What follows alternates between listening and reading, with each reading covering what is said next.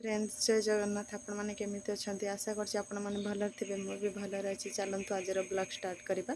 आज गोटे मो न्यू रेसिपी नहीं आसी सजना मुग डाली।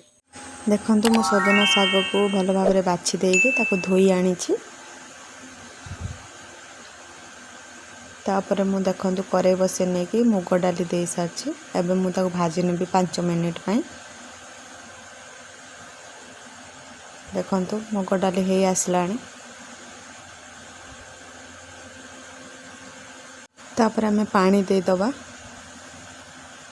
ये सब परिबा काटी नहीं फास्ट देखो पपेया ये मुझे हाफ साइज बैगण गुटे कदली गुटे आलू गुटे बड़ साइज रो सब काटी नहीं तापर वर्तमान आमे परिबा दबा।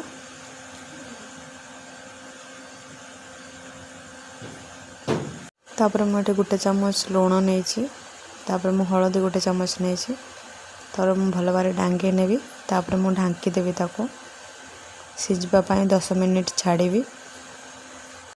देखो अधा सिझी आलाने मु बर्तमान शाग देदेवी तापर मु भल भाव में ताको मिक्स करनेबी एपट सपट करनेबी।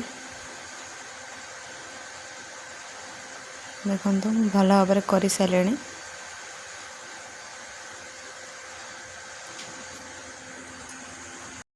आम ढांकी दबा 5 मिनिट सिझापी दबा। देखो सिझी आसला भल भाव में सिझी आसला आम ए काढ़ी नवा ताको कड़े बसई नहीं तापर मु सोरिष तेल देछि तापर मु फुटण देवी तापर मु पियाज गोटे बड़ साइज काटी नहीं देवी ए मुझे भाजी। देखो हो आसला पियाज बर्तमान मसला देवी ये अदा रसुण आउ सुखिला लंका 2टा नहीं ताको बाटी आनी देदेले बर्तमान भल भाव में मिक्स करने तापर मुझे जीरा पाउडर देवी भल भाव मिक्स करने की पानी देदेवी मो सीझा पानी बड़ी मुझे देदेली। देखो फुटिया 2 मिनिट दबा।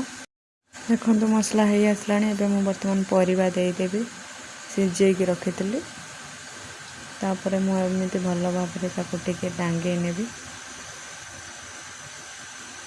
भल मिक्स करनेबी और फुटापी मुझे देवी 5 मिनिट।